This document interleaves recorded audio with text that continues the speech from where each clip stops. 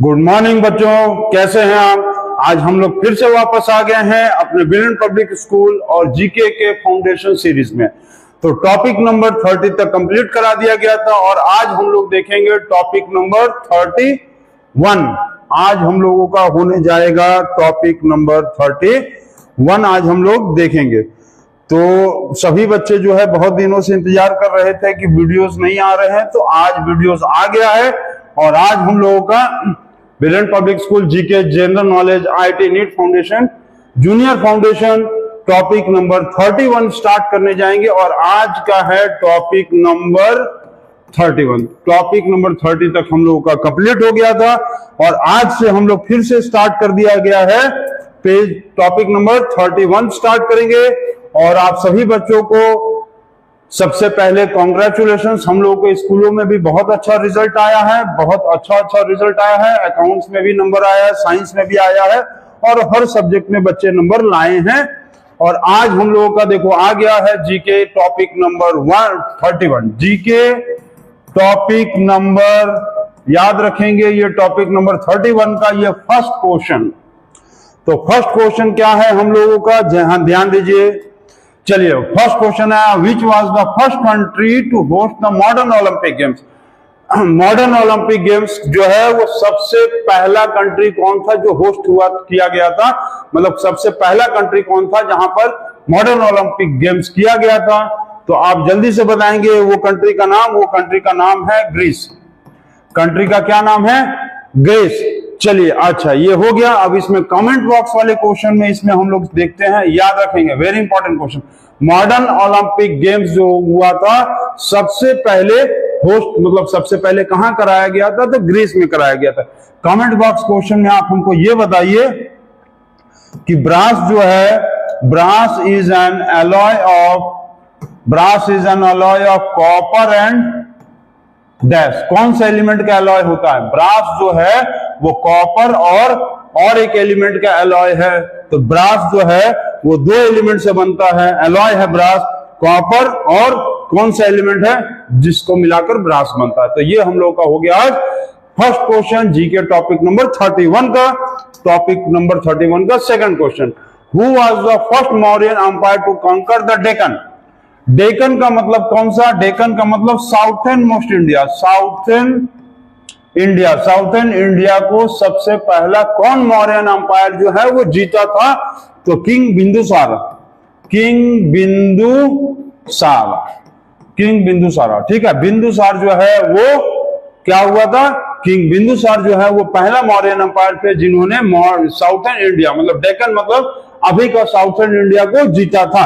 अच्छा आपको हम ये बता दें कि वो चंद्रगुप्त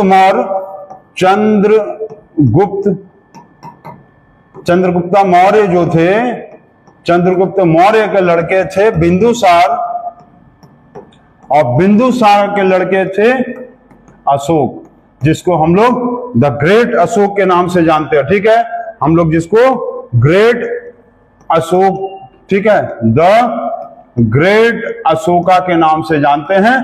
तो चंद्रगुप्त मौर्य के लड़के थे बिंदुसारा, बिंदुसारा के लड़के थे द ग्रेट अशोका। ठीक है, तो ये हो गया। और कमेंट बॉक्स में आपसे हम ये पूछेंगे क्वेश्चन आज कि व्हेन अलेक्जेंडर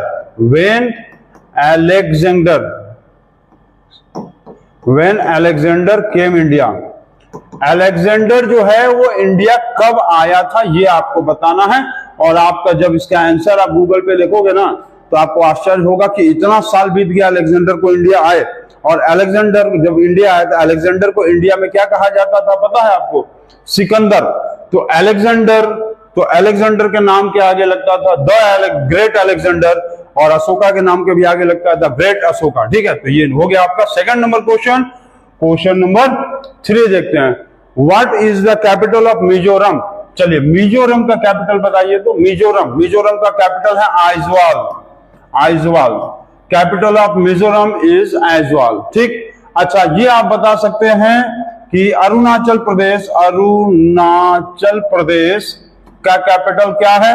अरुणाचल प्रदेश का कैपिटल क्या है ये आपको कमेंट बॉक्स में बताना है।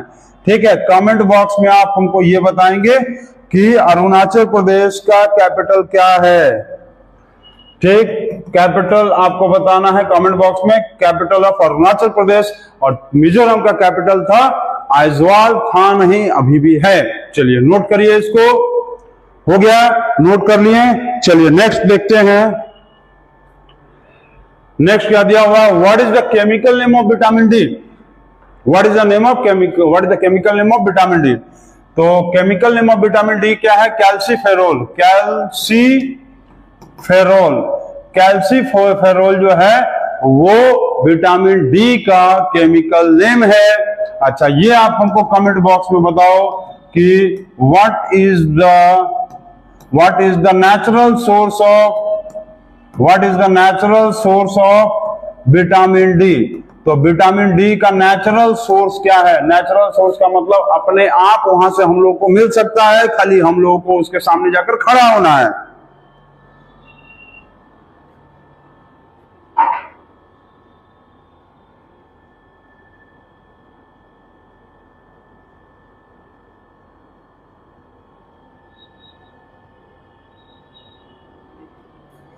चलिए, what is the chemical name of vitamin D, calciferol. What is the natural source of vitamin D, ये आपको कमेंट बॉक्स में बताना है। और आज का हो गया टॉपिक नंबर, ये याद रखेंगे, ये है टॉपिक नंबर 31 का question number 5। Where is the National Institute of Agricultural Marketing, जिसका शॉर्ट फॉर्म होता है एगमार्क। एगमार्क का मतलब होता है एग्रीकल्चरल मार्केटिंग।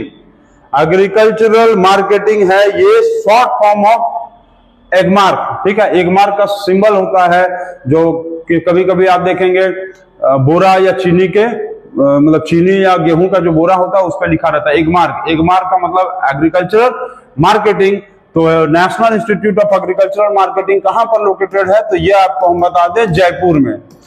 जयपुर में लोकेटेड है ये। अब आप हमको ये बताइए what is the full form of ISO। ISO आप लोग बहुत जगह पे देखे होंगे, लिखा रहता है ISO ट्रेडमार्क। क्या लिखा रहता है, ISO ट्रेडमार्क। तो ये ISO जो है ये क्या चीज का फुल फॉर्म है, ये मतलब ISO का फुल फॉर्म आपको कमेंट बॉक्स में बताना है। देखते हैं बच्चे बता पा रहे हैं कि नहीं। तो सभी बच्चे कोशिश करते रहिए और जीके का क्वेश्चन का आंसर भी नोट करते रहिए और जल्दी से जल्दी नोट करिए इसको।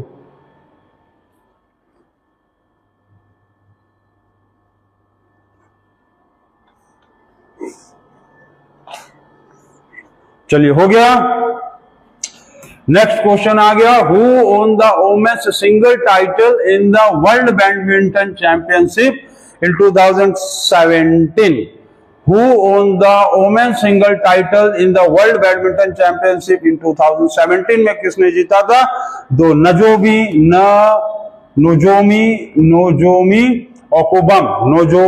ओकुबम। ठीक है, इन्होंने ये जो है बिलोंग्स टू चाइना। ये किस देश की है, चाइना की। तो नोजोमी ओकुबम ने मतलब 2017 में वर्ल्ड बैडमिंटन चैंपियनशिप जीता था। तो अच्छा, ये हो गया। अब हमको ये बताइए कमेंट बॉक्स में, ये सभी बच्चे को पता है कि चेस में CHESS चेस में आप सभी बच्चों को पता है कि 64 स्क्वायर बॉक्सेस होता है। 64 स्क्वायर बॉक्सेस होता है। आप हमको ये बताओ कि 1 + 2 + 3 + 4 + डैश डैश डैश करते हुए सारे बॉक्सेस को जोड़ दिया जाए तो सबका वैल्यू क्या होगा। चेस में 64 स्क्वायर बॉक्सेस होता है और सारे स्क्वायर बॉक्सेस को मतलब 1 + 2 + 3 + 4 सारे स्क्वायर बॉक्सेस को जोड़ देंगे तो क्या आएगा, यही आपको कमेंट बॉक्स में बताना है। और ये हो गया, आप लोगों को हम बार बार बता रहे हैं कि ये है टॉपिक नंबर 31 का क्वेश्चन नंबर 6। तो who won the women single title world badminton championship 2017 Nozomi ओकुबम बिलोंग्स टू द चाइना। तो नोट करेंगे इसको, जल्दी से नोट करिए।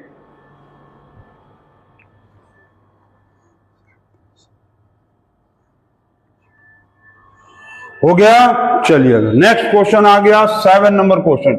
विच is the largest delta in the world, which is the largest delta in the world. सबसे बड़ा delta कौन सा है? चलिए जल्दी बताइए। Sundarban delta, which is the largest delta in the world?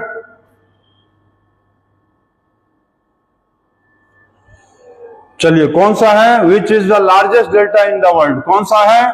Sundarban delta. Sundarban delta, Sundarban delta in West Bengal, the Ganga delta. ये इसको हम लोग गंगा डेल्टा के भी नाम से जानते हैं, ठीक है। तो which is the largest delta in the world? Sundarban delta in the West Bengal, the Gangas delta. Gangas बोलते हैं, ठीक है, द गंगा, गंगेज, ठीक, द गंगेज डेल्टा, ठीक है। अच्छा, ये आपको पता है कि सुंदरबन डेल्टा जो है, इसी में आपको व्हाइट टाइगर पाया जाता है। सुंदरबन डेल्टा में आपको व्हाइट टाइगर पाया जाता है, व्हाइट टाइगर, ठीक है। ये एक्चुअली वेस्ट बंगाल एंड उड़ीसा में भी है, वेस्ट बंगाल और उड़ीसा तक में फैला है, ठीक है। वेस्ट बंगाल और उड़ीसा में भी फैला है, ठीक। तो इसको नोट करिए और उसके बाद देखिए। चलिए, अच्छा, इसमें कमेंट बॉक्स वाले क्वेश्चन में ये बताओ कि land of white elephants, land of white elephants, land of white elephants कौन से देश को कहा जाता है? बताओ तो। Land of white elephants country, कौन से देश को लैंड ऑफ व्हाइट एलिफेंट्स कहा जाता है? ये आपको कमेंट बॉक्स में बताना है। और ये आज हम लोगों का टॉपिक नंबर 31 का क्वेश्चन नंबर 7 था। चलिए, हो गया। अब इसके बाद नेक्स्ट क्वेश्चन है, who was the founder of the Gupta dynasty? Who was the founder of the Gupta dynasty? तो इनका नाम था Shri Gupta. Who was the founder of the Gupta dynasty? तो श्री गुप्ता। चलिए, ये हो गया आपको। श्री गुप्ता जो है फाउंडर थे गुप्ता डायनेस्टी के। अच्छा, ये आप हमको कमेंट बॉक्स में बताओ। Tenali Raman belongs to which kingdom? Tenali Raman जो है वे बहुत बड़े बहुत चतुर व्यक्ति थे। मतलब दुनिया के समझ लीजिए सबसे ज्यादा चतुर लोगों में इनका नाम आता था। तो Tenali Raman belongs to which kingdom? ये आपको कमेंट बॉक्स में बताना है। और ये बहुत ही इंपॉर्टेंट क्वेश्चन है। तेनाली रमन की स्टोरीज हम लोग गूगल और यूट्यूब पे भी आप सर्च करोगे ना, तेनाली रमन स्टोरी, तो बहुत अकबर बीरबल की जैसे स्टोरी होती थी, उसी तरह से तेनाली रमन की भी स्टोरी है, ठीक है। तो ये आपका हो गया क्वेश्चन नंबर 8। और क्वेश्चन नंबर 9 क्या है? आप देखो, Who is the only president of India elected as an independent candidate? Independent candidate के तौर पे मतलब अकेले इनको चुना गया। उस समय जो है जब इलेक्शन हुआ तो ये अकेले राष्ट्रपति का चुनाव लड़ रहे थे, कोई था ही नहीं इनके साथ और लड़ने के लिए। तो इनका नाम क्या था? नीलम संजीव रेड्डी। नीलम संजीव रेड्डी, ठीक है। तो who is the only president of India elected as an independent candidate? Neelam Sanjiva Reddy. ये जब चुनाव लड़ रहे थे प्रेसिडेंट का इंडिया में, तो इनके साथ और कोई चुनाव लड़ने वाला था ही नहीं, इसलिए इनको इंडिपेंडेंट कैंडिडेट कहा जाता है। चलिए, इसमें आपको कमेंट बॉक्स में आप हमको ये बताओ कि शर्लॉक होम्स वाज ये एक डॉक्टर थे, एक हंटर थे, कि ये एक डिटेक्टिव थे? ये आपको बताना है।